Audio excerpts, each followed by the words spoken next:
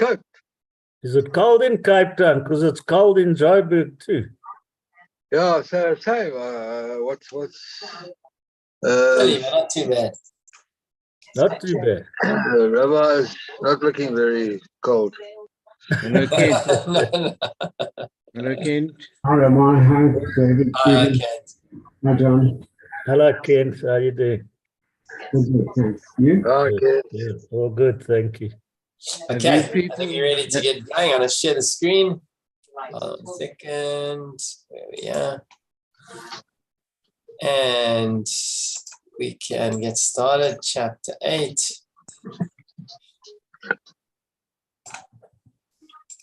Let's meet everyone and we can begin.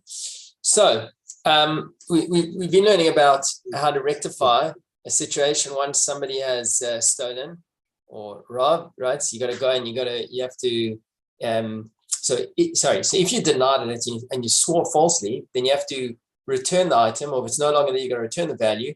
Plus, there's a process of atonement where you got to bring sacrifice and so on. Now, the fine, sorry, right? Did I say that? The fifth, you got to pay. Now, what happens if there's no one to return it to? And we'll see a few examples of that in the halacha today and see what then is the correct approach. So we begin with halacha 1, chapter 8, laws of Gzela and Aveda. When a person robs a colleague and then the person whom he robbed dies, so he must return the object obtained by robbery to his heirs. In other words, it goes to anybody who would have gotten that from the estate. It goes to the heirs. So he's still obligated to return it, and that's where it goes to. If the object became lost or underwent a change, he must pay them its value, as you would if you would have given it back to the individual himself. Now, if the robber originally denied the robbery and took a false oath to that effect, which is what we spoke about yesterday, I think it was, he must pay the heirs the principal and the additional fifth. Okay. The following law applies when a person robs his father. Now, this is an interesting scenario, right? Because if you rob your father, you now are the heir. So you've got to return something that's going to come back to you. And we'll see in a funny way, that's actually what happens. So following laws apply when a person robs his father and takes a false oath, and then the father dies. So now he owes the capital, plus he owes the fifth. If the object obtained by robbery no longer exists, or it has undergone a change, he should make a reckoning with his brothers with regard to the principal and the additional fifth, which means as follows. He's going to now say that, let's say he stole something that was worth 100, or let's to keep it easy. Like let's say there was 400 Rand in the estate and he stole 80, but he now owes 100 because he's got 80 plus the extra, the fourth, which is a fifth of the total, right? He's got to pay 100. So now the estate, rather than being worth 400, is worth 500 because of him. So what happens is that now each brother would be getting 125 Rand. So what happens is each brother gets 125 and he gets 100 and he gets 25 back. He holds the 100. You know, that's as if he's paid in the 100 and he gets 25. So he puts it into the estate and he gets it back. He gets what he had. So even though it's unusual, the end of the day was he can't hold on to it immediately. He has to first put it into the estate and then take it back, but he will get it back. He will get it back. If the object obtained by robbery exists, he is obligated to remove it from his possession. Okay, and therefore he must give the object an additional fifth to his brothers, and they must make a reckoning with him. Same thing, but the object goes in. He can't keep the object, but he'll get the value when they divide the estate with the amount that he's now put in as his return of the stolen object. If the robber does not have any brothers, and he is thus the only heir, so what happens now? So he must still remove the object obtained by the robbery from his possession by giving it to his children. He's not allowed to hold on to it. It's his because he's inherited it. The fact that he stole it and owes it doesn't mean he doesn't inherit it because he owes it to the estate, and the estate is something that he inherits. But the actual item or the exact value, he's not allowed to hold on to. So he can give it to his children. If the son who robbed his father does not have children, he may give it to his creditors, give it as a loan, or give it to charity. In other words, he can give it in a way that's beneficial to himself to repay a loan, but he can't hold on to it. So that's the thing. In other words, we try to get a balance of accepting that it's his through inheritance, but at the same time he can't hold on to it, even though he can kind of benefit from it. So in such instances, since he has removed the object from his possession, he is no longer under obligation, even though he gave it as a present or repaid his debt with it. In other words, he had the value of it, but as long as he doesn't hold on to it, he's done what he had to do. He's returned the stolen object.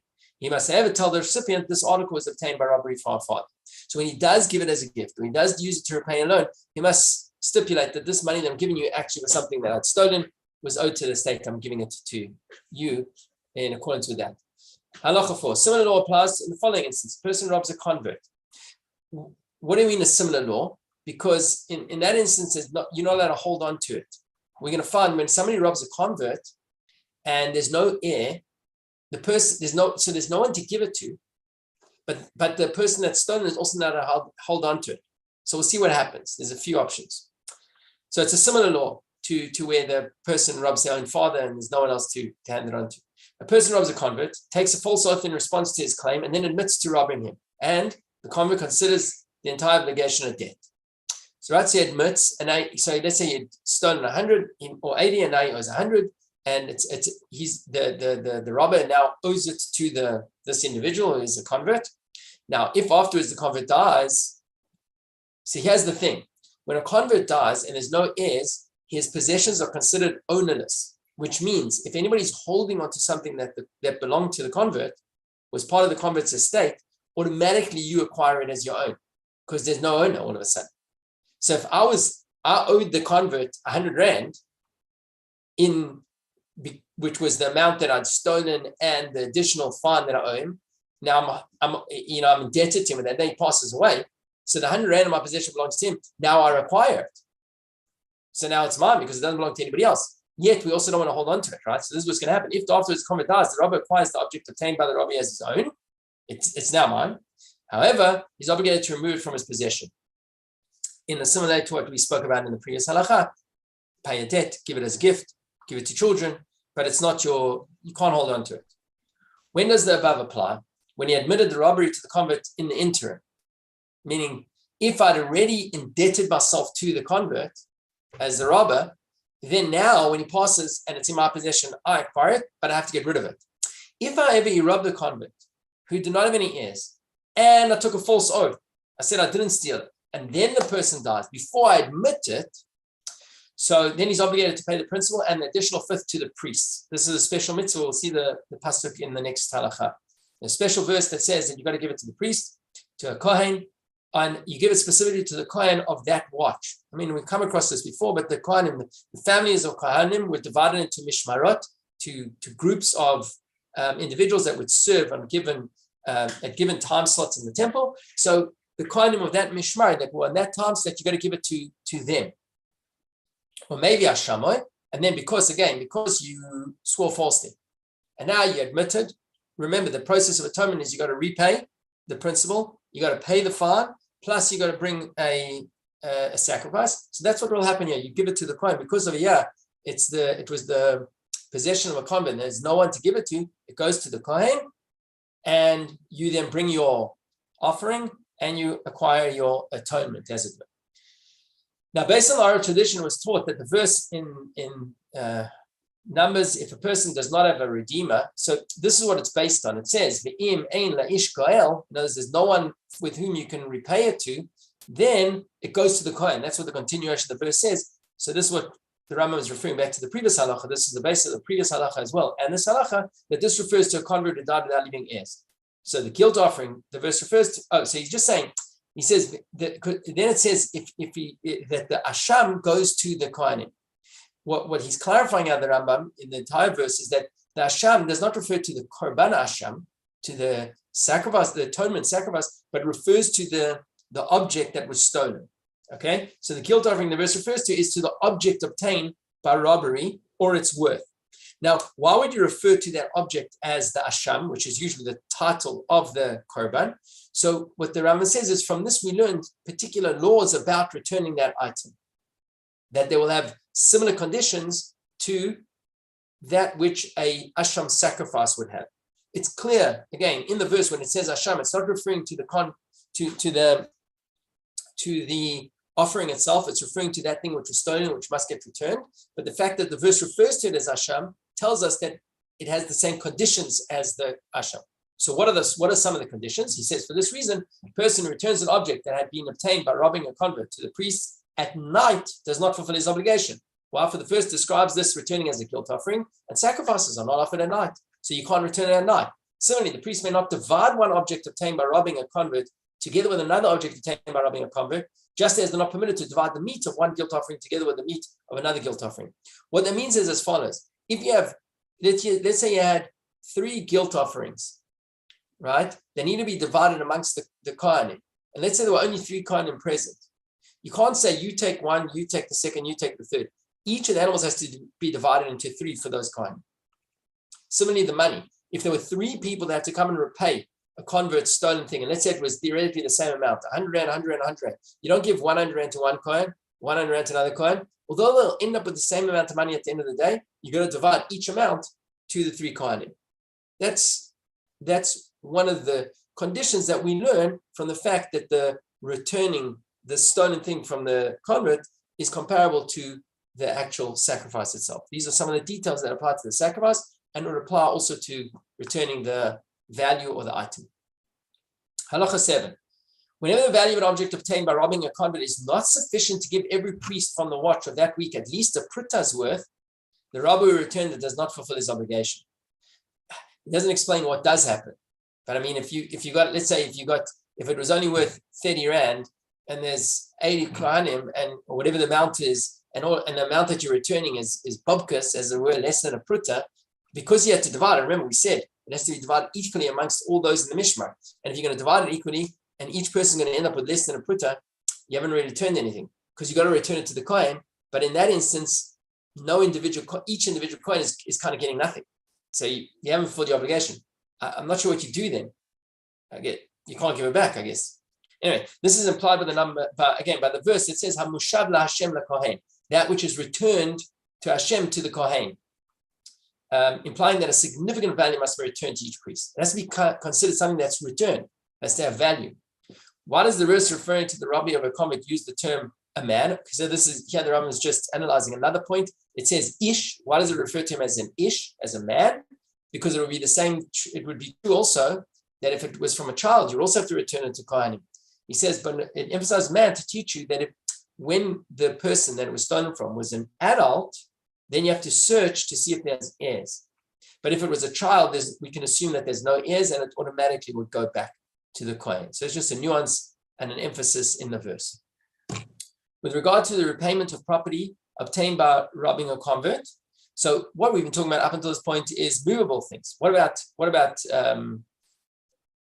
sorry.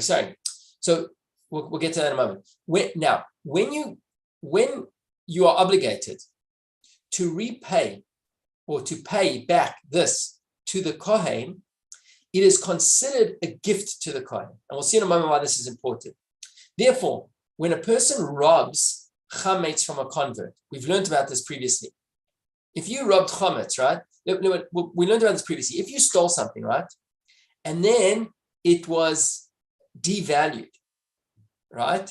So you can't return the item, you're going to return the amount. But what is if the item itself is as it was? Now, the item didn't change. The example is if you stole a loaf of bread, let's say, and it was 2 days before Pesach.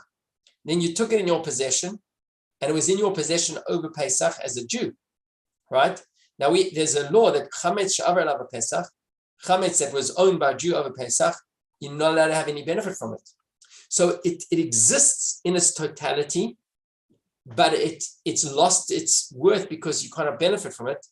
So when it came to a regular Jew and another regular Jew, you can the Rambam rules that you give back the loaf, even though it's something that cannot be enjoyed for its value anymore.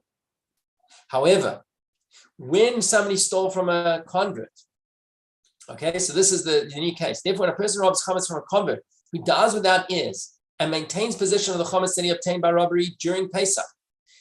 Now, usually, if it was another so-called regular Jew, you would just return that loaf, even though it doesn't have value to it.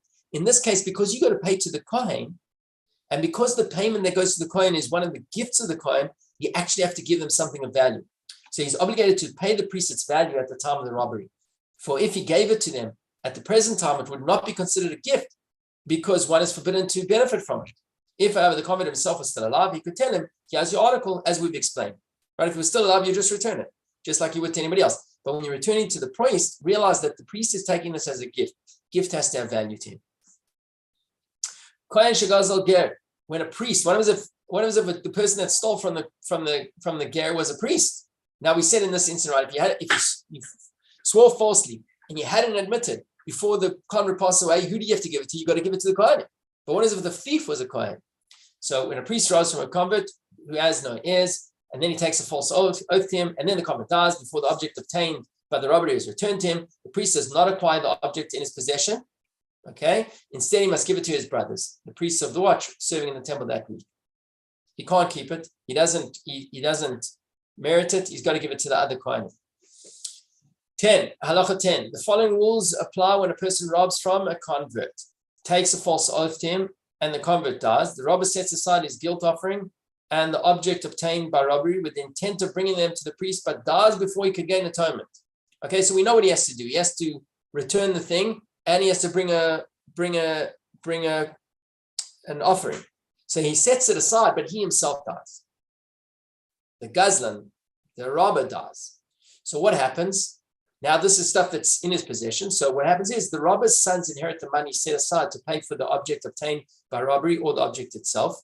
Because remember, we said technically the robber, when the convert dies, if he had no heirs, the robber acquires it because it's ownerless. We said he acquires it, but he can't hold on to it, so he has to give it to somebody else, to the Kohen, or move it on, right? But the robber's children, they can inherit it as ownerless from the estate of the convert. So this guy, but now what he had done? So he had set aside the money; it was still in his estate. So his children acquire it. But what about the animal that he set aside? The animal that he set aside must be, for the guilt offering, must be put to pasture, as we had in other times when because an animal that has been dedicated for sacrifice has now got sanctity, can't just be used for anything. You also can't bring it as an offering because the person on behalf of whom it is being offered is no longer alive. It has no function in that way. So you leave it, as we say, to pasture until it becomes disqualified to be offered on the altar, and then it can be sold, as we explained elsewhere. Then it can be sold, and the money can be used for other sacrifices or uses in the temple. Okay, but what the point of it is interesting is that because we're weighing up those two things. That on the one hand, that when the convert passes away, the person that has it in their possession acquires it. We said that person himself can't hold on to it; they're going to go to the Kohen. But it was that person's children; they would acquire it. Okay. Halacha 11. If the robber gave the money to the priests of the watch, but died before the sacrifice that brings him atonement could be offered, the robber's heirs may not expropriate the money from the priest. They can't say, right, because the atonement process is repayment and the animal, now he repaid but didn't get to bring the animal. So they can't say, well, the whole atonement process wasn't complete, therefore we want to take the money back. That doesn't work. Because we learn in the pasuk says, when a man gives it to the priest, it shall be his. Once it's given to the priest, it's the Kohen's, even though the person has not achieved full atonement because he died before his offering was brought on the altar. Even when the robber is a child who does not have the halachic capacity to give his property away as a present, his heirs cannot have the property expropriated from the priest because it's been given to the priest and it belongs to them now. Halacha 12. If the robber gave the money to the Kohen from a watch that was not serving in the Beis Hamikdash at that time, and the animal to be sacrificed he gave to the priests of that time, the money should be given back to the priests of that week. Can't just be given to a random Kohen. It has to be given to those who are serving in the temple at that time. If it was given to another Kohen, he must return it to that group that's currently working. For a watch, meaning a group of Kohanim that are on duty, that took money at a time other than its week, they don't acquire it, and it may be expropriated from those members and given to the members that are on the current mishmeret and the current team working in the temple. Halacha 13, guilt offering should not be sacrificed until the robber returns the principal to its owner. Right? You can't have atonement by sacrifice until you've actually made right by returning the principal. Or to the priest, right? If in the case of the convert, you have to first return the amount, either the object or the value of the object, to the priest on behalf of the convert, and then you can bring the sacrifice. If the robber gave the owner the principal, but not the additional fifth, and then brought his offering, he is granted atonement for the additional fifth does not prevent atonement from being granted. However, he's obviously still obligated to pay that extra fifth, the fine that is imposed because of his false oath. Okay, so that's clear. There's the three steps, one dependent on the other, but the fifth, it does not withhold atonement. And the final halacha. Here we're going to see just a couple of exceptions to this concept of having to pay a fifth that we spoke about. He says the obligation to pay an additional fifth does not apply with regard to the robbery of a Canaanite servant, meaning if you stole a servant, or a promissory note, or if you stole landed property. And this is derived from the pasuk itself that makes one liable in that instance, because it says if he denies his colleague's claim regarding an entrusted object. So all the subjects mentioned in the verse are movable property that itself has financial worth. And it's only in those instances that if you swore falsely, you would then pay an additional fifth. But if it was objects such as landed property, that's excluded. And a servant is also excluded because in halakhic terms, a servant is more equated to landed property than to movable property. And also promissory note, although it promises an amount of money, it itself is not worth money, and therefore would not be included in that special halakha where you would have to pay. So in all those instances, you would return it, you don't have to pay an extra fifth. Similarly, if these articles were obtained by robbing a convert who has no heirs, there is no obligation to give them to the priest. That's another exception, because you only give to the priest something that was included in those other types of objects, but these would not. Moreover, landed property never becomes the property of a robber. This is an additional point, but rather it always remains the property of its rightful owner. Even if it were to be sold to 1,000 people in succession and the owner were to despair of its return, it must be returned to its rightful owner without charge. Whereas if somebody, just to contrast that with movable property, if somebody stole something, then sold it to somebody else, then the original owner can't really claim that item back. He can claim back the value, right? He has to claim back the value. He can't claim back the item itself. But landed property, you can always go and take it back. So if somebody stole my property and sold it on, I go to the 10th person and I say, whoa, you're in my land, I'm taking it back. I can take it back. And I don't owe the guy any money. What must he do? He must then go and claim back money from the person that sold it to him. That guy will then claim from the person that sold it to him, and so on. So as he says here, the person from whom it was expropriated should then sue the person who sold it to him. Each person in turn should sue the one who sold it to him until the person who purchased it from the robber should sue the robber and collect from him. And we'll explain further in the following chapter. But that's the basic concept, that when it comes to landed property, it's different than when it comes to movable items. Yes. Rabbi, well, a quick question to you and to the others as well, because yesterday, if I remember, maybe I'm not correct, but in the test, the answer was given in one of the questions that both the principle, both the fine, the fifth, and the sacrifice are part of the atonement. It is correct. But in the previously, it said that the fifth was not necessarily part of the atonement. No, well, it doesn't. No, what we say, so he's clarifying. It's not that it's not part of it, but it doesn't hinder the process. As you can ultimately, you're still going to owe that money to get, but your sacrifice is accepted. Yeah. Okay. All right. So the fifth is not really a punishment or a penalty. It's for the atonement, or it's for both. It's both. It's both. Yeah. It's both. Okay. And ultimately, you have to do both. He's just saying that in the order of things, you have to return the principal in order for your sacrifice to be accepted and atonement. But really, ultimately, for complete atonement and to make right completely, you do have to pay that fifth. Sure. Thanks. Okay, questions. If a person robbed somebody else and denied doing so with an oath, and later the owner dies, what should be done? Either pay the principal to the heirs, you should pay the principal and an additional fifth to the heirs. Number two. No. Right, correct. So whatever he would owe, which over here is the additional fifth, must go to the heirs. If a person falsely swore, that he never stole from a convert with no heirs, and then later admitted to his wrongdoing after the convert died, so he's only admitting after he died, what should be done? Either the robber acquires the object obtained by his robbery as his own, and he's nevertheless obligated to remove it from his possession. 2, he pays the principal an additional fifth to the priests of the watch serving in the temple that week. He pays the principal an additional fifth to the priests of the watch serving in the temple that week, and then brings the sacrifice.